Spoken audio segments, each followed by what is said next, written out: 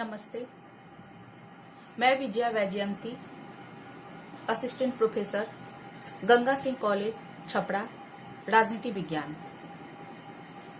आज हम सभी कोरोना वायरस की वजह से लॉकडाउन में हैं, इसलिए इससे शीघ्र निपटने के लिए जरूरी है कि हम सभी सोशल डिस्टेंस का पालन करें, साफ सफाई का पूरी तरह से ध्यान रखें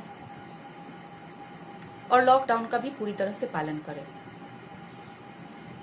आज का मेरा ऑनलाइन टॉपिक है प्रतिनिधि सभा।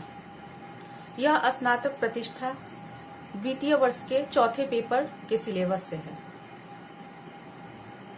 जिसमें हम अमेरिकी विधायिका के प्रथम सदन, जिसे हम प्रतिनिधि सभा के नाम से जानते हैं, उसकी चर्चा करेंगे।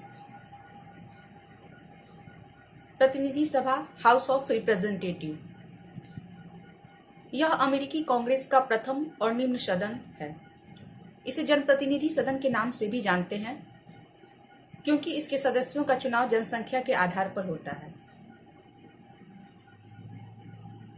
या इसका गठन जनसंख्या के आधार पर किया जाता है।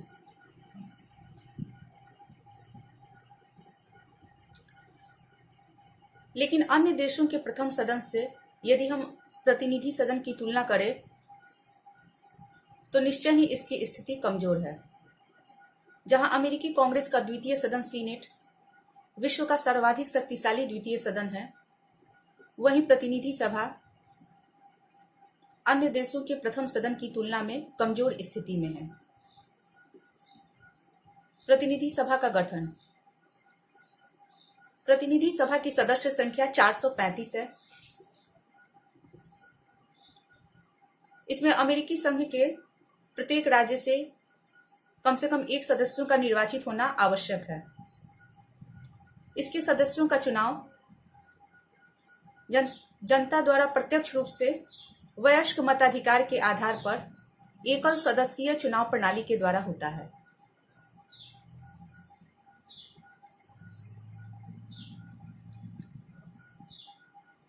सदस्यों के लिए योग्यताएं। उनकी उम्र 25 वर्ष हो चुकी हो, वह 7 वर्ष तक अमेरिका के नागरिक रहे हों, यद्यपि उनका जन्मजात नागरिक होना आवश्यक नहीं है।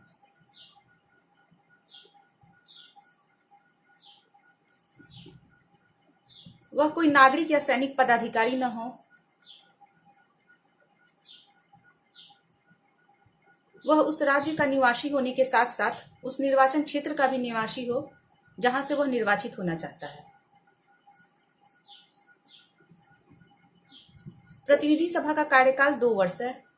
इसे कभी भी भंग नहीं किया जा सकता और न ही इसकी अवधि को घटाया या बढ़ाया जा सकता है। इसके सदस्यों के वेतन, भत्ते और विशेषाधिकार सीनेट के सदस्यों के समान ही हैं। सीनेट के समान ही प्रतिनिधि सभा की गणपूर्ति के लिए भी कुल सदस्य संख्या का बहुमत का होना अनिवार्य है। प्रतिनिधि सभा के सदस्य अपने में से ही एक अध्यक्ष का निर्वाचन करते हैं, जिसे हम स्पीकर के नाम से जानते हैं, और अमेरिकी राजनीतिक व्यवस्था में इसे अत्यंत ही प्रतिष्ठित स्थान प्राप्त है।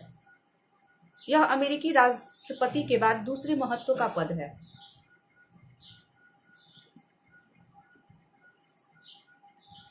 स्पीकर सामान्यतः बहुमत दल का प्रत्याशी होता है और बहुमत दल उसका चुनाव अपने अंतरंग सम्मेलन में ही कर लेती है।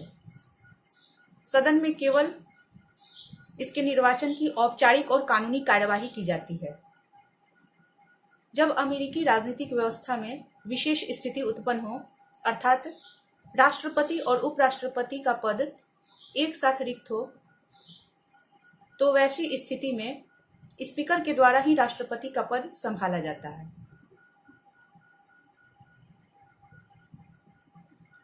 यद्यपि स्पीकर दलीय प्रत्याशी होता है, दलीय आधार पर वह कार्य करता है, लेकिन इसके साथ साथ उसके द्वारा कुछ विशेष कार्य भी किए जाते हैं, जैसे सदन की अध्यक्षता करना, सदन में शांति और व्यवस्था बनाए रखना, निर्णायक मत देना, किसी प्रश्न पर मत लेना और अपना निर्णय देना।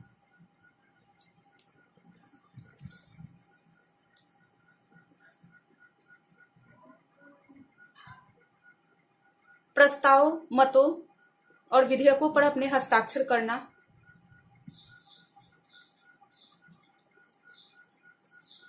और विधेयकों पर मतभेद की स्थिति में सम्मेलन समिति तथा विशेष समिति की नियुक्ति स्पीकर के द्वारा ही की जाती है। अधिकार और कार्य। विधायी क्षेत्र में प्रतिनिधि सभा को सीनेट के समान ही अधिकार प्राप्त है, लेकिन इसके द्वारा कुछ अन्य कार्यों का भी संपादन किया जाता है, जो इस प्रकार हैं। पहला, विधायी क्षेत्र में सीनेट के समान ही प्रतिनिधि सभा अर्थात दोनों ही अपने साधारण बहुमत से किसी साधारण विधेयक को पारित कर सकती हैं, तभी वह कानून का रूप लेती है। अर्थात साधारण विधेयक के संबंध में दोनों सदनों को समान स्थिति प्राप्त है।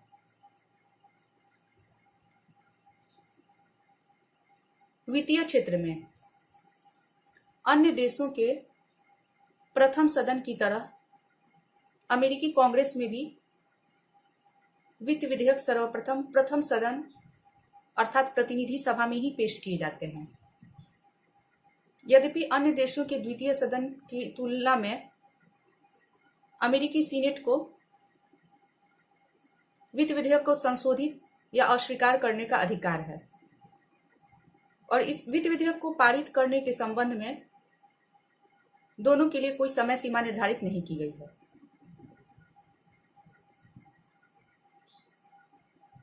कार्यपालिका शक्ति।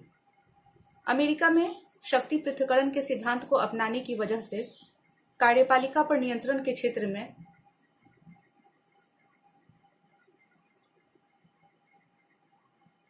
प्रतिनिधि सभा को कोई विशेष शक्ति प्राप्त नहीं है, लेकिन इसके द्वारा दो कार्य किए जाते हैं।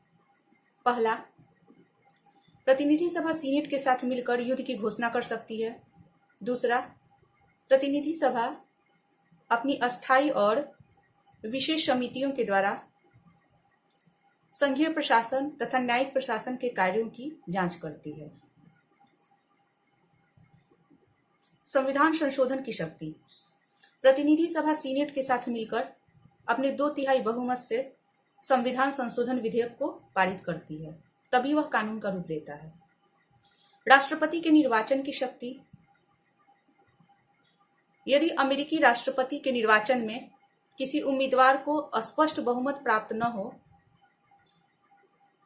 तो वैसी स्थिति में प्रतिनिधि सभा प्रथम 3 उम्मीदवारों में से किसी एक को राष्ट्रपति निर्वाचित करती है। न्यायिक शक्ति।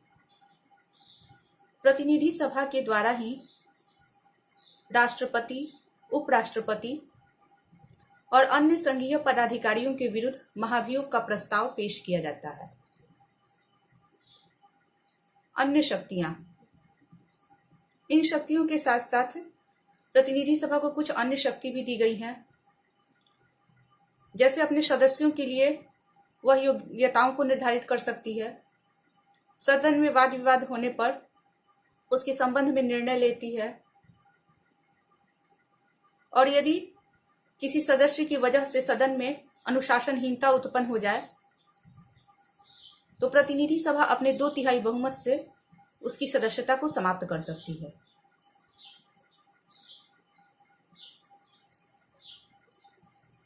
उपयुक्त अधिकार और कार्यों को देखने से स्पष्ट है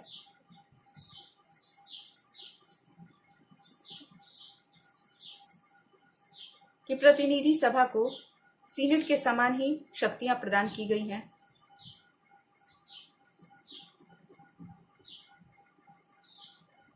यद्यपि यह विश्व का